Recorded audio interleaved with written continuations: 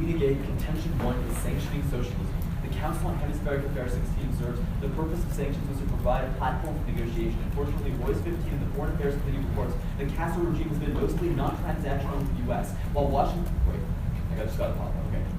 has made a series of one-sided concessions, Havana has not returned the favor. However, tides on the island are turning. Historian Enrique Krauss writes that generations of Cubans who survived the 1959 Communist Revolution aged out of politics, anti-Americanism is in the stage has started losing its appeal. With most opponents of Western globalization out of the picture, Scrug 14 of the Journal of Cuban Studies finds most islanders reported they would support major structural reforms.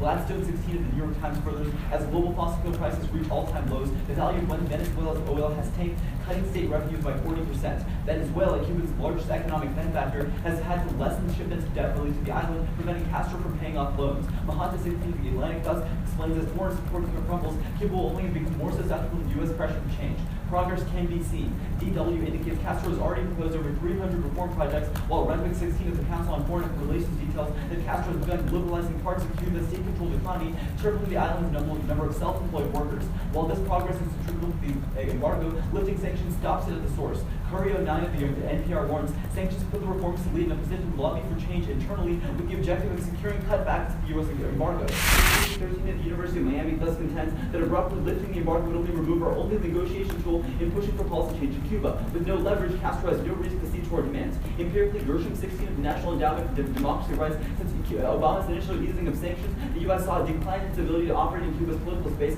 and the Castro regime has aggressively sought greater growth and legitimacy without actually liberalizing the economy. Contention 2 is shock therapy. The National Security Council 12 explains, while Cuba slowly adopts more liberal policies to ensure an eventual reconciliation with the U.S., the agenda remains fragile, and too much change too quickly would only destabilize the regime. Birch 15 of Colorado State University writes that Cuban authorities know this and are only set on moving towards a freer market at an incremental, deliberate pace to avoid the effects of shock therapy capitalism. Rather than employing a strategy of gradualism, lifting the embargo immediately opens their floodgates and electrocutes Cuba in three ways. First is capital overheat. The U.S. Agency for International Development 03 argues reopening trade with Cuba would bring an unprecedented influx of investment to the island. Because long-term foundation for investment-based growth does not yet exist in the state, Suchliki notes that Cuba's unsustainable economic expansion would make the regime's worst fear a reality, giving too much state power to the people through private ownership. He furthers that in order to compensate, Cuba will just increase its repression and lock in current state of totalitarian affairs.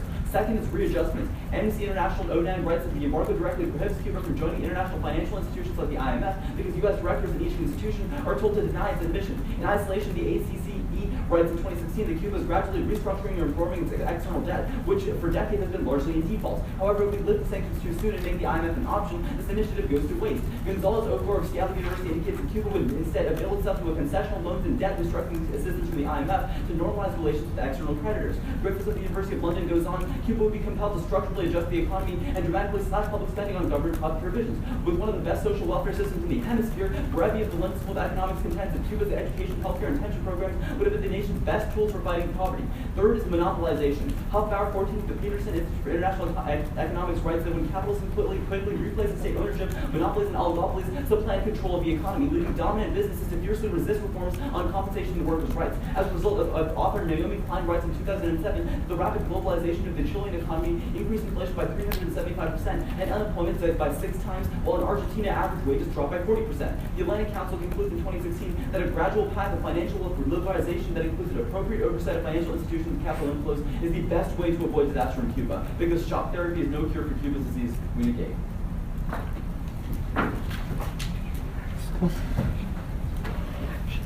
Can you guys be louder, please? Yeah. All right, cool. Sorry about that. That's cool.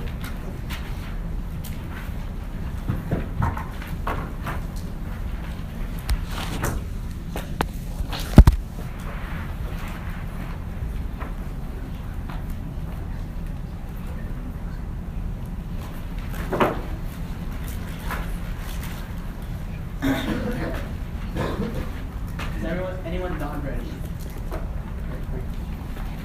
We affirm resolve the United States should lift its embargo against Cuba. Observation 1. Governments operate using social contract, putting their people first before anything else. If we can prove to you that removing the Cuban embargo benefits Americans, you're going to be voting pro. Contention 1. Cuban economy. Pavel Vidal, professor at Havarian University, reports that because of the recent Venezuelan oil shock, last month Cuba entered a recession. Not only is the Cuban economy collapsing right now, but Raul Castro admitted recently that the past 5 years of his economic reforms have failed, with only 21% of his projected 300 reforms even being carried out. The Chicago Tribune reports that threatening by the expanding private sector, the Cuban bureaucracy backlashed against private businesses attempting to pillage profits for personal gain.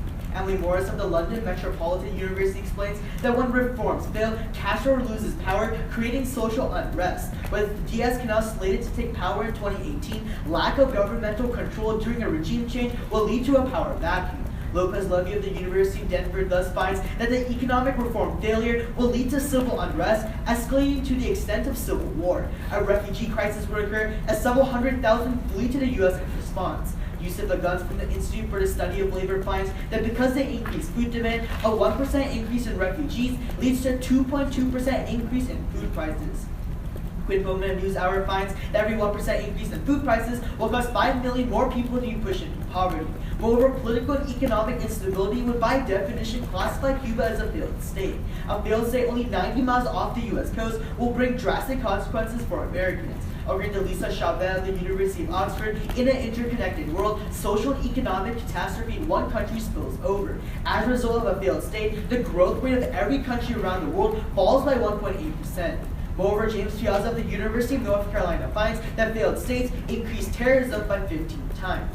Fortunately, lifting the embargo will prevent the political and economic collapse of Cuba. Lance Koenig of the U.S. Army War College explains that the symbolic action of lifting the embargo prevents Cuba from using the U.S. as a scapegoat for its economic turmoil and allow the U.S. more influence in the Cuban economy, leading to market reforms. Moreover, freer trade would boost the Cuban economy, as Daniel Renwick of the Council on Foreign Relations quantifies that the U.S. trade embargo has led to Cuba losing over $1.1 trillion. Contention 2, investment. If the embargo were to be killed, Juliet Cresswell of the New York Times writes that companies in the U.S. would flock to invest in the untapped Cuban market. Pablo Alonso from the Harvard Business Review finds that lifting the embargo on Cuba would increase foreign direct investment into the country. Specifically, foreign direct investment could climb from $700 million to $3 billion annually, a 328% increase in investment into Cuba. Sarah Cowell of the Cuban Policy Foundation quantifies that the U.S. economy would gain $3.6 billion per year from agriculture engagement with Cuba. Overall, the Department of Transportation reports that lifting the Cuban embargo will add $1.6 billion in net revenue for the U.S. and 22,000 more jobs. Just 3 months ago, a UN resolution to lift the embargo passed with 191 in favor and 0 in opposition. Because lifting the embargo will at least give Cuba a chance to come out of the economic recession, we urge a pro-ballot.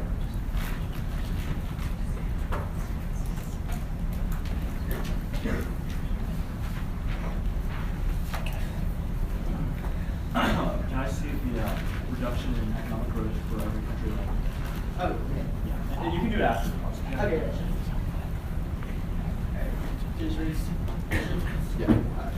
Okay, so you talk about the Venezuelan collapse leading to the Cuban recession. Yeah. So I want you to put some dates on the screen. So when did the Venezuelan collapse happen? And when did So I can give you the recession full start? context of it. So Venezuelan oil shock collapse, I mean, you can correct me if I'm wrong, happened like 2 years ago. Yeah. But so what happened is they still had the oil deal from before, which means that even though like there's an oil shock, they still continue trading with Cuba at the same price they negotiated when they Right. did the deal. Okay, that's all irrelevant. So- Right. Okay, fine. What are you saying? Finishing. I'll- So recently they stopped providing the oil at that price, and that means Cuba's getting less oil. So last month they entered a recession. No, that's not true. Last month was when the 2016 economy report came out, so that's probably when your evidence is from. But the Okay. recession started at the beginning of 2016. Okay, so recession And- started last. And it's getting fixed right now, and that's why the How's it economy is getting fixed? projected to grow Wait, by how's it getting 2% in fixed? 2017. How's it getting fixed? Just like natural economic forces, like the Venezuelan crisis wasn't as big a deal. What's natural economic forces?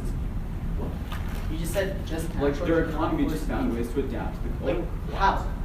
The only example you bring I up actually don't know. is reforms, and we tell you in case that No, reforms it's fail. not, it's not reforms. Like the Venezuela. Okay, so why don't you give Venezuela is like a me? big Why trading don't you partner, right? explain how they're dealing with the economic recession right now?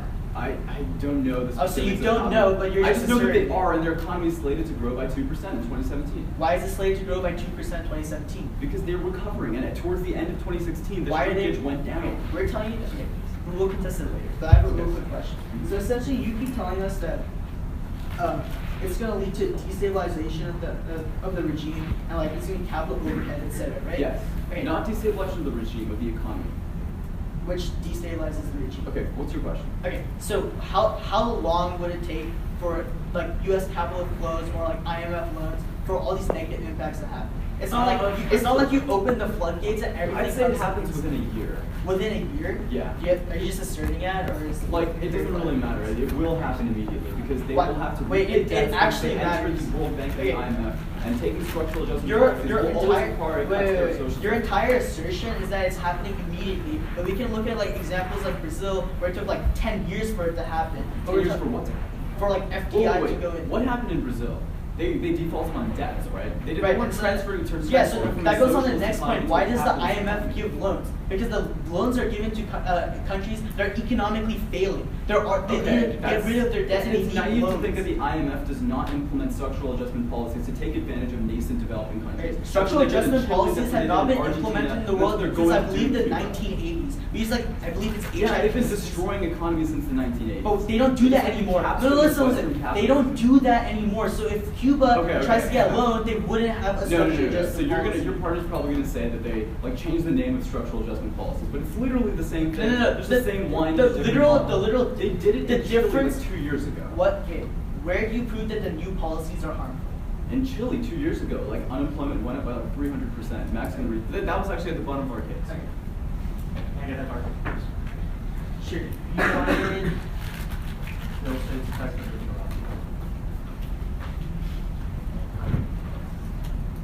That should be the first part. So the first part is the 1.5%.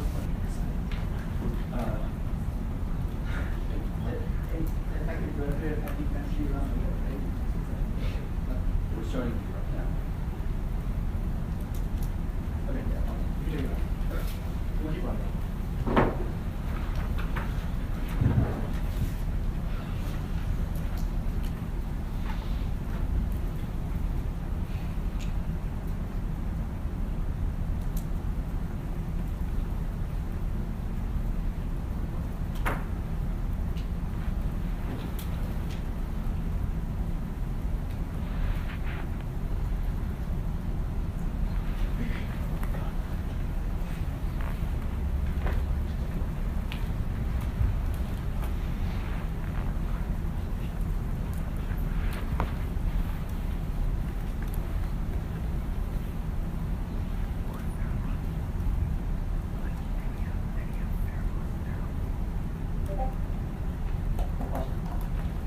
$0.45 is our labor fee.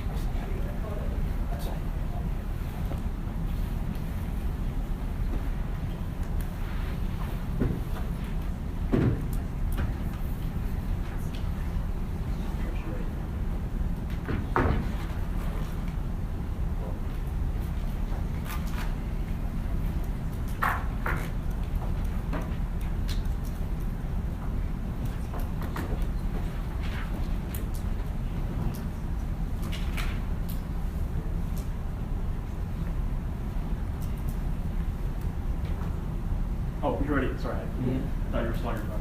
Okay, I'm gonna run 2 seconds. My document just closed.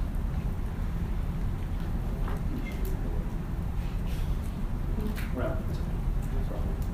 We're good. It'll be on purpose.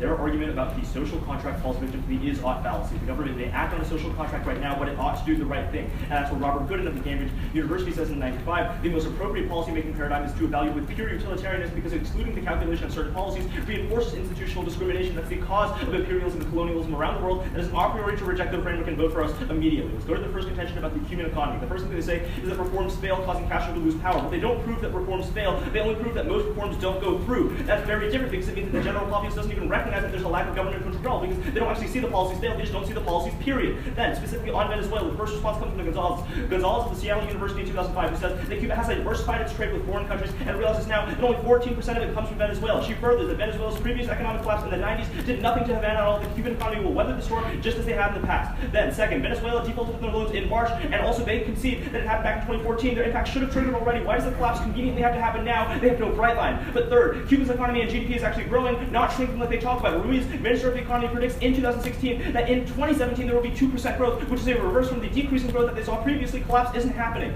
Then they try to argue that having a new leader without legitimacy creates a power vacuum. That is definitely not true, because we would say that legitimacy is high right now. Strugfim in case specifically says that most islanders report that they would support major structural reforms going on, and they see nothing wrong with Miguel Diaz-Canel taking office insofar as that true. The empirics actually deny their theoretical argument, but then they try to argue that this leads to civil war and failed states. You have to recognize that it's an incredibly low probability impact. This hasn't happened since Libya, and in Libya, the conditions there were far worse than they are in Cuba. There's like terrorism everywhere and instability far beyond what we're seeing in Cuba. They need to pass that bright line in order to access that, because otherwise they're just trying to make an argument out of nothing. Then specifically on refugees, 3 responses. First, the U.S. won't accept refugees, so there's no tax coming. The LA Times says that Obama ended wet foot, dry foot. They're going to turn Cubans back. There's no impact there. But second, Joel Brinkley of World Affairs says even if we do accept like some refugees in the long term, we're going to react to this by changing policy to reduce immigration, meaning that the contention doesn't have any long-term impact because we're just going to reverse that. And finally, we would say that if Cuba does get worse in a world where you affirm because of the SAPs that we talked about in case, then you increase the incentive for Cuban refugees to try and enter the United States. So if we win our case, then more refugees come. Insofar as that's true, that's a turn. Then on their impact about food prices, Dan Gunders of the National Research Defense Council reports in 2016 that the U.S. overproduces food by 40%. Even if every Cuban came to the United States, we would have no issue feeding them, and not every Cuban is coming to the United States, especially because of the dealings that we agreed. Then on their failed state impacts, they say that like growth decreases for everyone, but that doesn't apply when the economy is so substantially small like Cuba, which has been economically isolated for the last few years. They're not even part of Western institutional, like Western financial institutions, so they don't have that impact, and even then they don't tell you what the impact of a small reduction in growth has in the short term or in the long term. Then in terms of their actual Piazza impact, right? The first thing you have to recognize is that Piazza is reverse causal. Countries on the verge of state collapse generally collapse because terrorism is present in the country and causes instability. It's not the other way around. Second, we would say that our anti-terrorism and homeland security apparatus prevents terror really well. CNN in 2017 reports that the number of Americans killed by refugees is 0. 15 times that is still more than 0. There's no probability of that happening. And third, Hoffman of the Washington Times in 2016 explains that since the Castro regime rose to power in 1959, the presence of firearms became non-existent on the island. The Castros have made private gun ownership punishable by law, and as a result, weapons dealers don't even sell to Cuba. That means that there are no guns in Cuba, no firearms, means no fatalities from terrorist incidents. There's no impact off of that argument. Go to the second contention on investment. First, this concedes our second contention. FDI leads to more repression. But second, when countries depend on foreign capital, capital fluctuates when it's withdrawn. The country suffers harmful repercussions. That's our second contention, as well as increased economic volatility. That's why law of the IMF quantifies for every 1 standard deviation increase in FDI, income inequality increases by 2.7%, while Mohammed Nashad of the University of Karachi explains that for every 10% increase in foreign inflows, poverty increases 4%. Finally, you turn the argument against them again because foreign investors oftentimes crowd out domestic markets, which is uniquely bad in the case of Cuba, which needs to alleviate poverty. Came back with the Economic Policy Institute writes about a 10% increase in foreign direct investment. Domestic firms fall 7%, which again suppresses the grassroots movements that could rise up to overthrow the regime in the long term. And finally, FDI entrenches corruption and entrenches the Castro regime because Aramo, the NYU, finds in 2015 that FDI undermines democracy and democratic institutions as foreign multinational corporations work with the government to ensure that they're protected by the citizens, and the citizens are not. This turns their argument because you worsen the quality of life and you re-entrench the government. That's a clear reason to vote for the affirmative. Negative. Can I see the 2017 2% increase in growth rate? Also, your like chicken example, the new form of SAPs.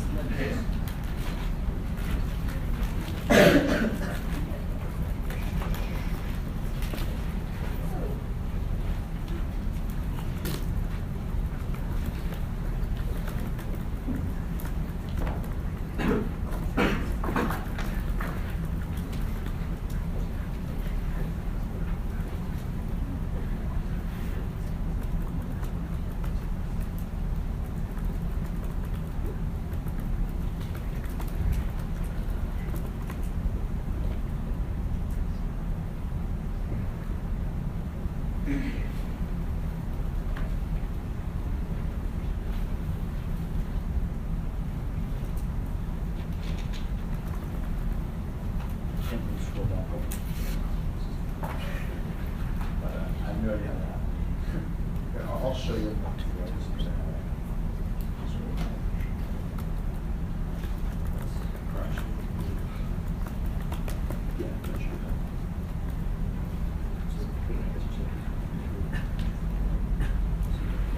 And actually, the patient can be 2% correct. I'm the one that I'm giving is real short. Yeah, I'll get you a better copy.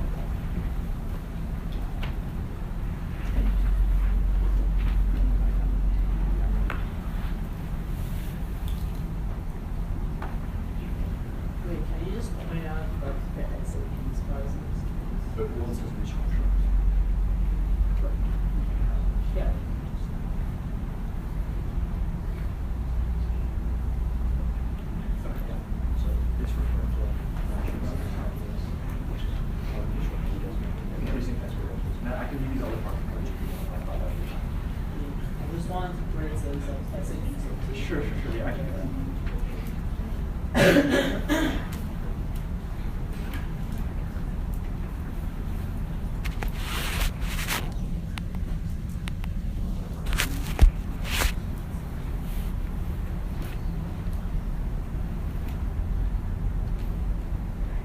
Sure. It doesn't say SATs, but it really says privatizing and nationalizing. I just wanted 2% right now.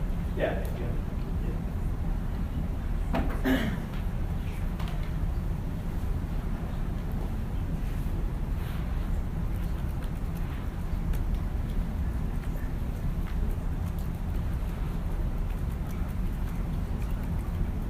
You don't have it.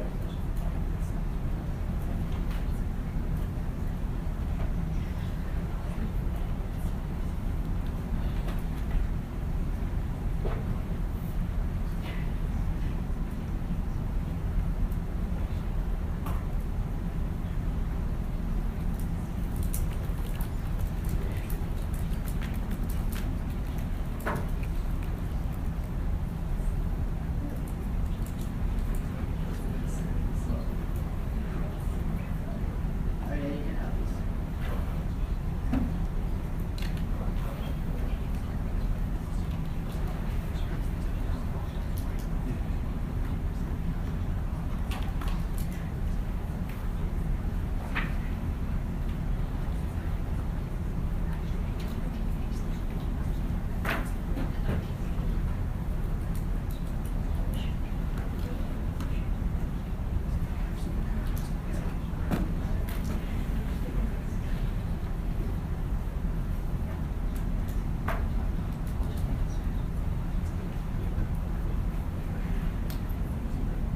That was a really easy. Can I borrow your skin? You come get it though.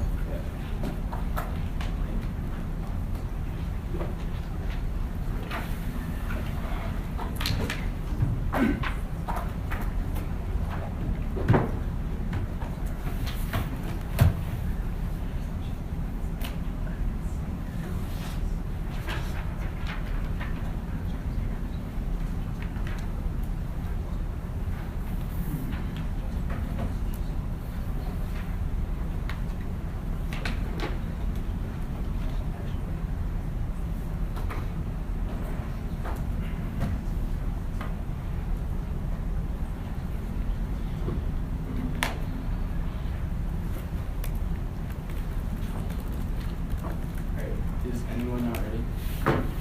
Order is going to be pro case observation 1, straight down on back to our first connection.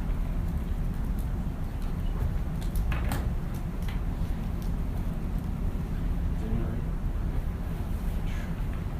We will win under a strictly util framework, but that doesn't disprove, that doesn't mean it's an a priori reason to vote for them because it doesn't disprove or prove the resolution. Now, on to their framing argument, on their contention framing issue in this debate is time frame. The uniqueness question is firmly on our side. According to Emily Morales in 13, these slow reforms heralded by the economy can only exist because of Venezuela's aid support. Now that the Venezuela's economy is in shambles and can't afford to do that, there's no cushion for reforms to fail. Drastically increase the propensity of a Cuban economic collapse. Gradualism, therefore, is net worse in Cuba and answers their question of why now is key. And go on to their leverage argument.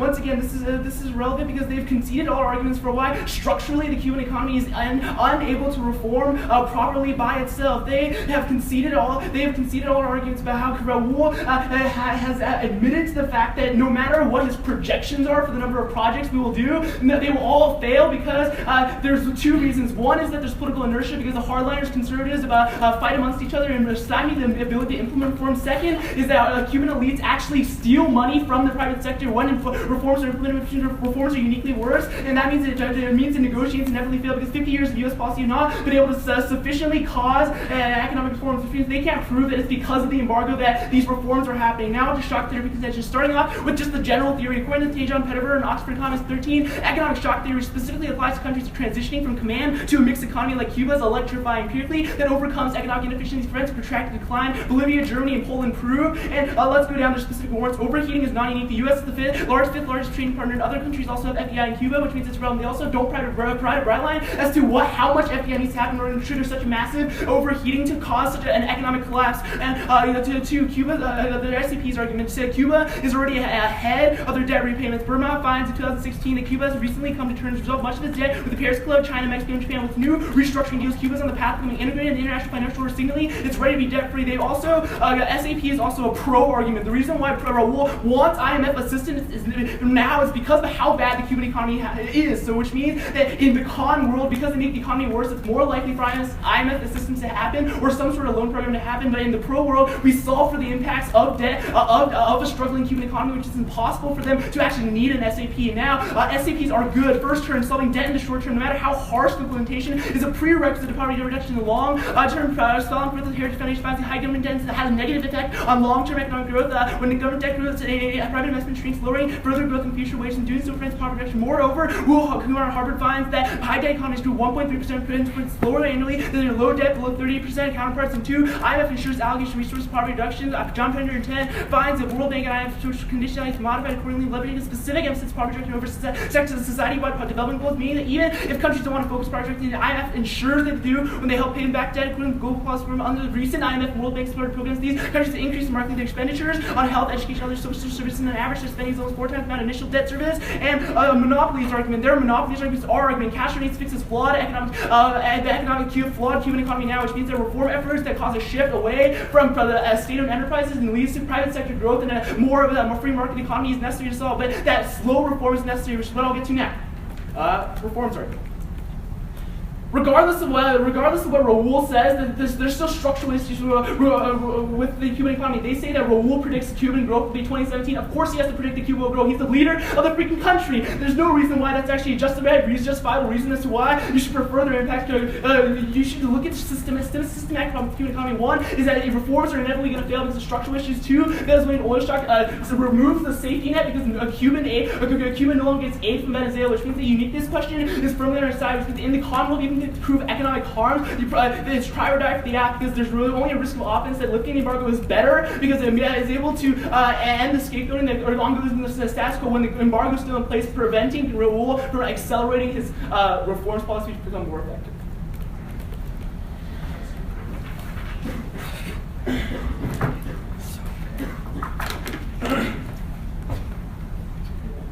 You're good? Yep. Okay, so what's the Paris Club? The Paris Club is, I think, 14 of Cuba's creditors. Right, and Cuba has more creditors than 14. Right, so they have 19 creditors. I said 14 plus 3, that's 17 out of 19 creditors. No, but your evidence says it's 14 plus 3. Yeah, it does. It says the Paris Club plus, China, Mexico, and Japan. Yeah, because China, increased trade with Cuba, and, Russia's, Right, that's our argument. When you increase trade with Cuba, reduces debt. No. We're in the process of restructuring, right? They haven't finished paying off their debt. They're still in debt as we speak. Most of their loans are still in default, yes?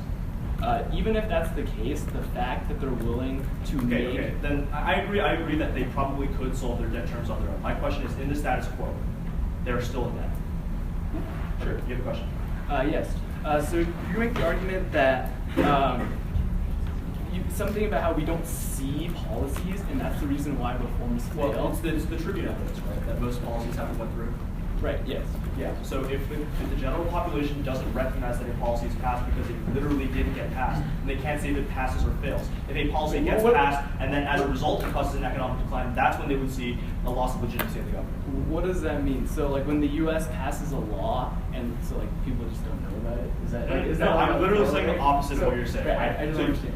Your argument is that reforms are failing because a lot of them are not getting passed, right? It's not a question of passing or not, right? But that's what your evidence even says. if they're being The majority of implemented, reforms haven't been passed. they just don't go through, right? It's That's a question. what I'm saying. No. There's a question between passing reform and implementing reform. No. I agree, but most reforms haven't been implemented. That's literally your Chicago Tribune evidence, right? That's so what if the reforms aren't implemented, then we can't see if they work or if they don't work. And as a result, the general population doesn't have a perception. Right, but our argument is that they will never be implemented because of no, because 21% of them do go through, and those are the critical ones. That's why their private sector has tripled since 2011. You would agree that reforms have happened. I agree that a lot of reforms don't happen, but that doesn't mean that none do.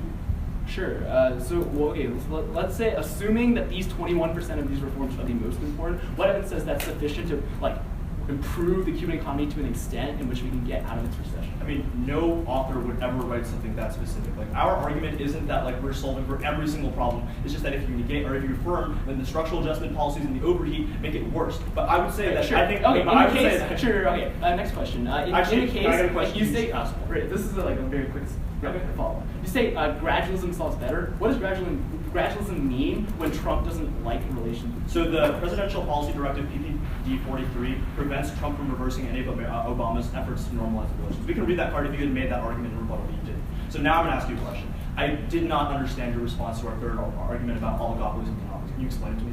Sure. Our argument is that there's monopolization in Cuba right now because By the state. By the state, right? Reforms are supposed to get rid of SOEs from dominating the market. But those efforts are failing, which is why monopolies are. So if we prove that a private monopoly is worse than a state monopoly, does that deal with your argument? We don't say we cause private monopolies. Okay, we do. Just like that now.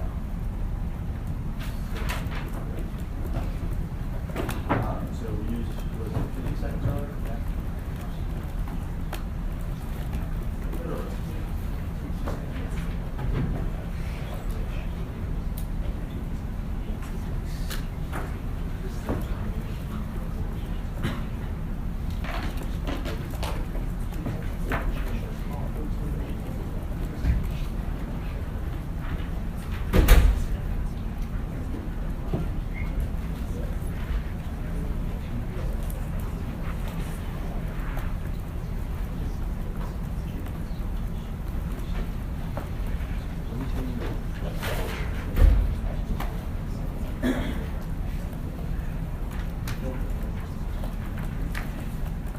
So that was 40 seconds and 50 earlier, so we got 20 left.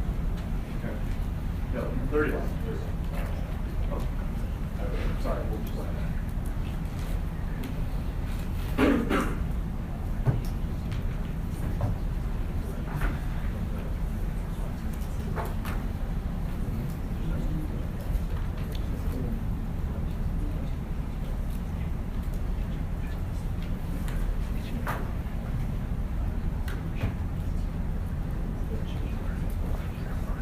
Now we have.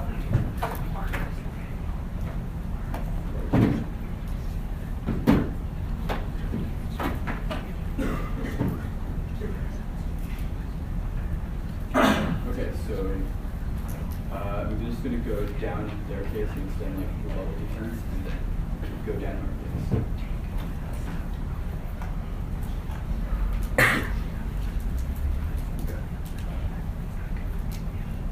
Okay, so first of all, extend that Cuba has recovered 14% of its trade from Venezuela already. Their impact should have occurred, but they didn't because Cuba found a way to adapt. But second, extend that there will be no power vacuum after the embargo is lifted because the majority supports Diaz's liberalization reforms. But third, extend there's going to be no more refugees from Cuba because Obama repealed in the last days of his presidency. The fourth, extend the Gunderas evidence that says that the U.S. overproduces food by 40%, so there's no terminal impact to refugees coming in. But fifth, extend the Piazza evidence says that their Piazza evidence is reverse causal. It's just a terrorism causes failed states, not the failed states cause terrorism. That being said, they really don't have any impact. They don't tell us what terrorist groups are coming up. There's really no way to vote on their case. But now let's go to our case. On our first contention, the first response we made is that slow reform is only because of Venezuela. But we're already recovering. Sorry, Cuba's already recovering from the Venezuelan collapse. That argument is not true empirically. But second, they say that Cuba can't reform by itself and the projects will fail. But first of all, the project's failing is from 2011. It's before the new liberalization projects were passed in 2015. But second, their policies are not. It's not the policies are not working. It's that the policies are not getting passed. We should call for the evidence is very specific about that. And they simply leave steal money. That's very defensive. We still get some impact off the GW evidence says that liberalization is already happening, and the Gershman evidence says that if we lift the embargo, reforms will stop. Now let's go to our contention 2. He makes a couple of responses. First of all, he says that other countries have given Cuba FDI and then nothing's happening. Our argument is not about FDI. Our argument is about Cuba taking structural adjustment loans from the IMF and the World Bank. That response is just non-topical. Second, he says that Cuba is ahead on debt payments, but that evidence is very specific to the Paris Club. The second cross-examination is very telling. He concedes that they have debt to other people than just the Paris Club. But for example, the the United States. So they would definitely take they definitely have to take structural adjustment loans. And that's why Berevi says that SAPs will cut from the social sector if the embargo is lifted. And then next he says that SAPs are actually a good thing because it's a prerequisite loan for poverty reduction, but they're reforming right now, so they clearly don't need SAPs for poverty reduction. And finally he says that like states or state monopolies will happen, but the utility evidence is very clear and says that private monopolies are much worse than state monopolies because they increase unemployment by 300% because they're much more likely to take advantage of workers. And for these reasons, I strongly urge a vote for the affirmative. Negative. Where's the affirmative? I see that evidence saying that 2015 reforms are different and we're succeeding. Well, we just have evidence that there are reforms in 2020. Your card says 2020. Does that make sense? So can you give us the 2015 reforms? Yeah. Sure.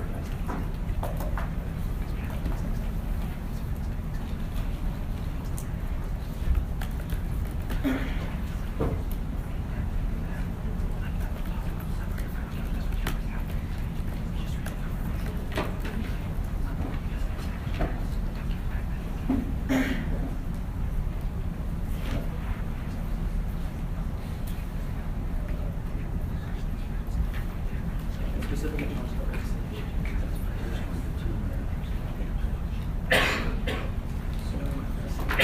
How much do you have for early? Ready?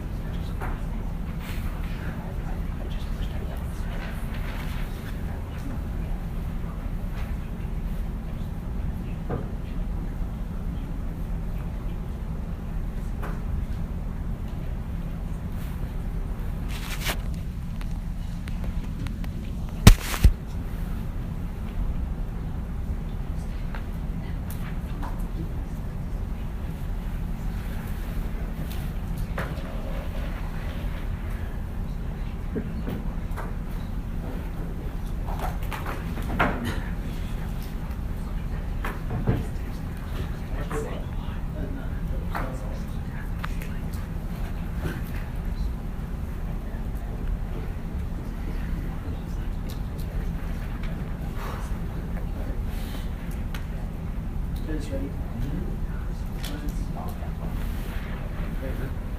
I'm going to be going down our case and quickly going on to the convention that you do, which is setting some documents. The straight direct retention one, they tell you that we don't prove that reforms are failing, and Keisha comes up in his last speech and tells you that like, oh, there's new reforms of 2015. You can call for a piece of evidence. It's talking about since 2008. We're talking about the same reforms of today's now. Don't listen to third card. But secondly, they tell you that only 14% of oil from Venezuela, and like in 2017 they're projected to grow by 2%. Recognize that that's Castro himself saying that, oh, my economy is going to benefit in the next year after we're in a recession because of oil. What we're telling you is that empirically, from the GDP report, their economy fell by 0.9% after the Venezuelan oil shock. That's why their economy is failing right now. But moreover, on why reforms are failing, they only talk about how like, oh, 21% is still being delivered. They don't interact with the rest of our evidence, which tells you that because of there's like political inertia, which Raymond tells you in rebuttal, and moreover that the card furthers that there's like elite backlash on reforms. The Castro admits that the reforms failed. So even 21% that were implemented have failed. That's why Cuban economy is failing right now, and that's why we link it to failed states. They tell you that Piazza is reverse causal, and it doesn't matter, but recognize that by creating a field set, you still increase 15 times terrorism within the state itself, and that's still bad for the Cuban economy and the U.S. economy. But moreover, they talk about like 1.8%, it means nothing in terms of like global growth, but we tell you that 1.8% will be for every country around the world, and they themselves tell you look at a global util framework, so under that we win economy right there. Then let's look at their case. First, remember what that is reforms are failing, and that takes out their entire convention one about leverage because it's not working right now. But secondly, on shock therapy, remember what Raymond tells you, which they drop, that Cuba needs help right now because their economy is failing. But moreover, SAPs are no longer being implemented since 1980. You can call for the card about the Chile example, that's also from 1980. recognize that the SAPs that they talk about no longer being implemented. So even if IMF they took loans from the IMF, it would actually be on net beneficial. Remember, the term arrangement tells you that they're actually the new ones are better for poverty reduction. So if you want to improve the economy in Cuba and they take loans from IMF, it's still good.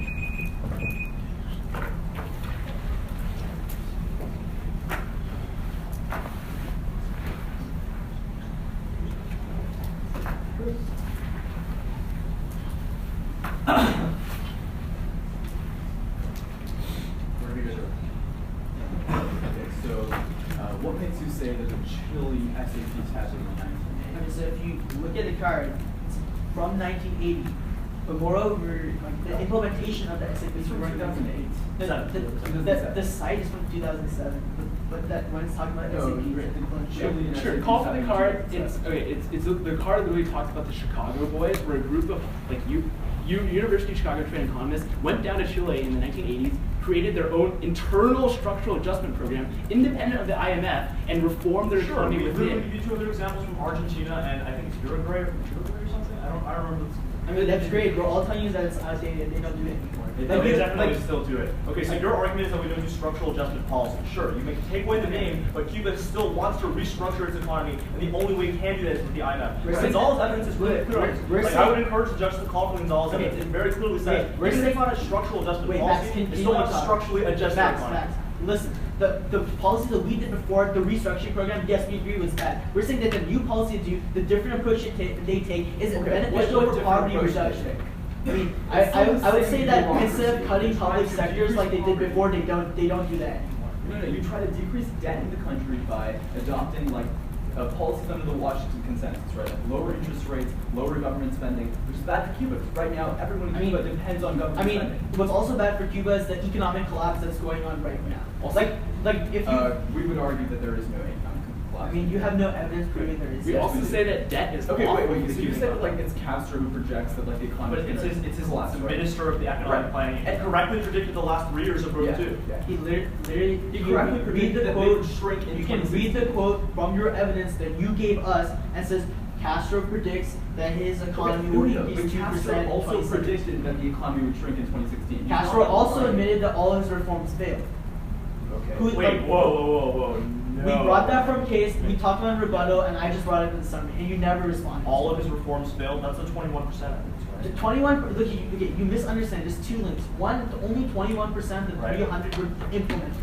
Then the card goes on to talk about how even of the ones that implemented, that because of political inertia and because of elite backlash, they failed. Every single one.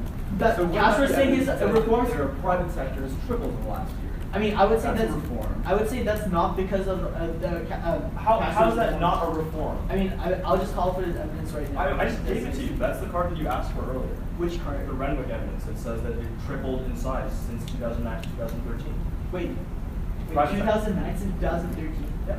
Okay, considering the Because the metrics they took, it only took one considering the 2009. reform started in 2011. No, that's how just does it. this, No, how no, did come on. private sector increase in 2008? Fine. Reforms The metrics were- they took, they just took one measurement in 2009 and 2013. That doesn't mean that the implementation of the policy happened in 2009. Okay. Let me cross-reference it. Yeah. Okay. Sorry. 15 seconds.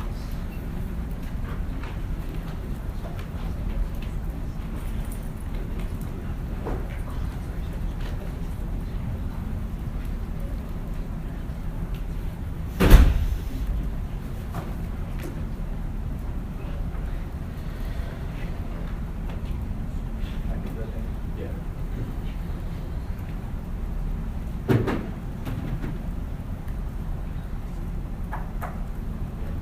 You're right. So it'll be their case of artists.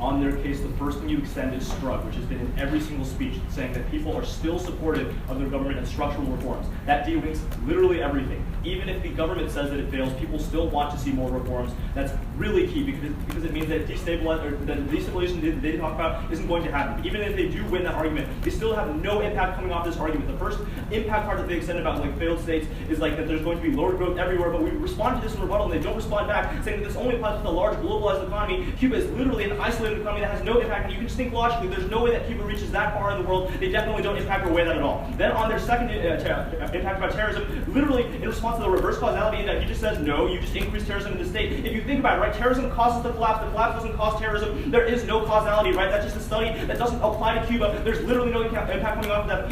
Either way, we say that 0 Americans have been killed by refugees, 15 times 0 is still 0. Hoffman says that there are no guns in Cuba, there are no failed incidents happening, they have no impacts coming off this argument at all, especially because they don't prove that Cuba is going to go through a failed state. There's no probability of that because literally the last failed state we had in Libya was far worse. That's not an impact that you should vote on. Let's go to our case. On our second contention, the first thing that they say is that we said that Cuba needs help right now and SAPs can like alleviate their debt. That's not true, right? Because the reforms that are passing right now have restructured debt. That's a case that's cards from our case that they don't respond to. If we switch to SAPs and increase the availability like we talk about, then they will take the easy way out and go to the IMF and restructure their economy. I encourage you to call for the Gonzalez evidence. It very clearly says that it will structurally adjust its economy in 2016, right? Like just because we can't have structural adjustment policies doesn't mean that the IMF doesn't want to restructure Cuba's economy. It doesn't have to be the same name as long as these same harms happen. And that's the Griffith evidence that says that we're literally cutting away from these programs, and Barabi that says that these poverty alleviation tools cancel. Now they're trying to say that SAPs are good for long-term poverty alleviation, but clearly we can do that with reforms. They don't respond to that. And finally, on the monopolization argument, which is really key because they mishandle it, right? They say that we have state monopolies right now, but we say that private monopolies are far worse. That's the evidence that we read that specifically says that they've bargained for lower workers' rights, which is why it increases inflation by 370% and increases unemployment in the long term. That literally gets rough. That hurts all of Cuba, and they still have no impact coming off of their case.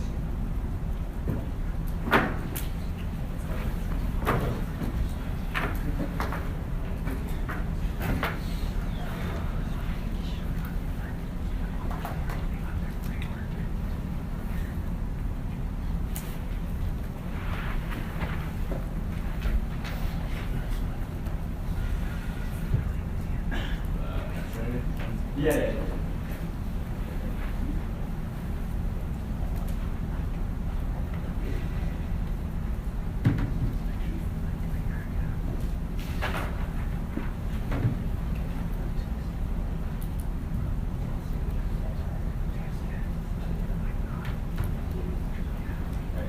Is anyone not ready?